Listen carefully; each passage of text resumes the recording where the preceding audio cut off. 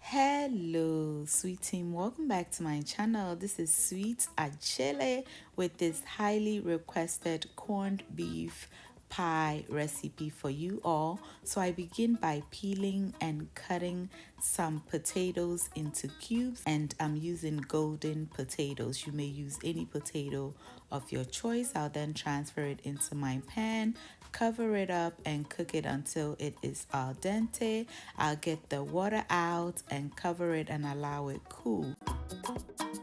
In a separate pan, I'll add my corned beef. To that, I'll add some chopped onions and I'll give it a good stir.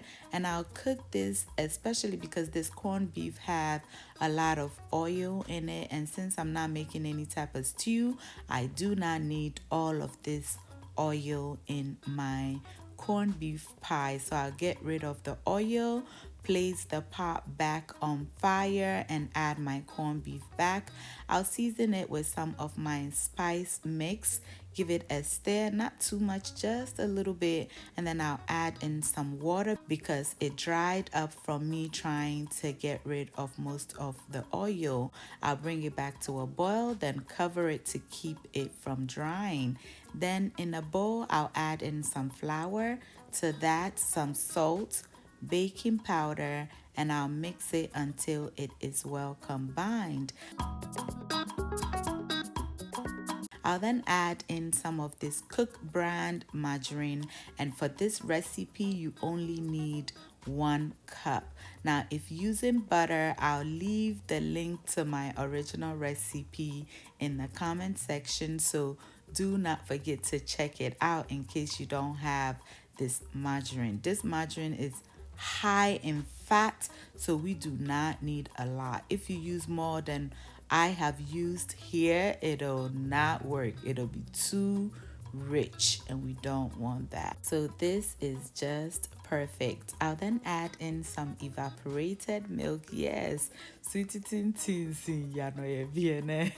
I'll give it a quick mix and then I'll go ahead and add in my water. When making pie crust, water is highly recommended. If you choose to use only milk, please be sure to add enough milk to get your dough to be nice and soft.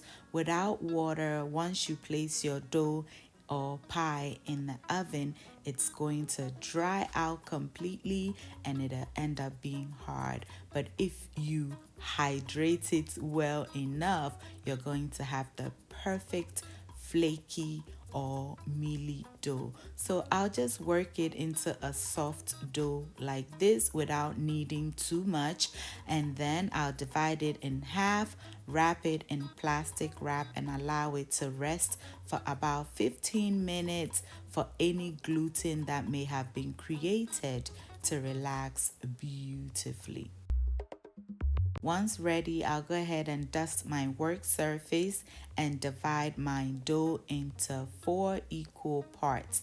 It works every time for me, but hey, if you want to roll the entire dough and then cut it out with your pie cutter, that is fine, but this is how I love doing it. It gives me less gluten and I have enough and I get the perfect pie.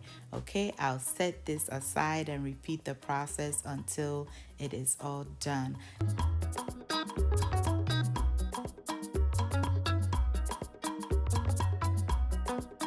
Back to our filling, it has cooled beautifully, so I'll add in my potatoes, chopped onions, scallions, and stir it together.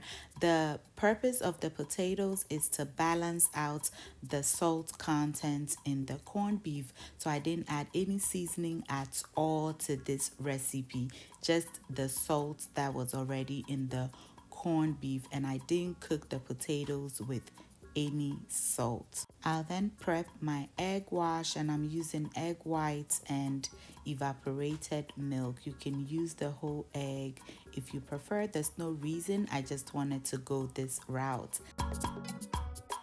Alright y'all, our crust check, filling ready. Let's put this baby together. Put about a tablespoon in the middle of your crust. Brush the edges with water to help seal it. Flip it over and using your thumb and index finger, just press to seal the sides. And then we're going to use a fork to seal it completely and also make it pretty. Technique is to press and slide. Press, slide. Do not press and lift because that may just lift a big chunk out and it will ruin your presentation. Trust me, once you try this, it'll be the only way you seal your pies. Once that is done, I will repeat the process until all my pies are ready.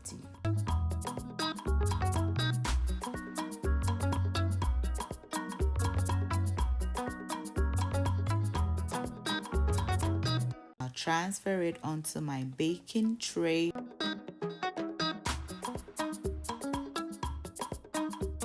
Egg wash it beautifully.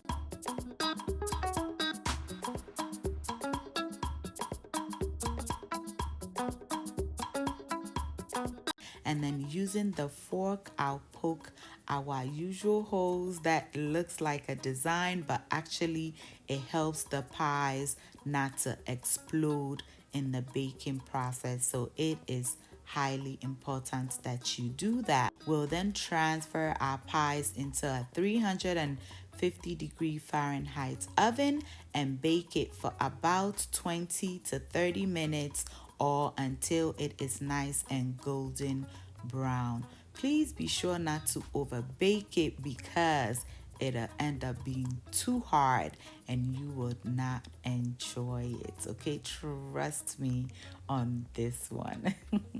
Now let me break into one so y'all could see the deliciousness that's happening on the inside. Oh my goodness, perfectly moist crust is, oh my goodness, totally melt in your mouth. You must try this recipe because I promise you, you and your guest would enjoy it. Oh, not just your guests, your whole family. Thank you all so much for watching. I hope you enjoyed this video and are inspired to try the recipe. Until I see you in the next one, stay safe, keep loving each other, and remember that the love of God and family is life's greatest blessing.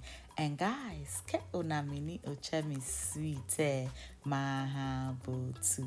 Bye y'all.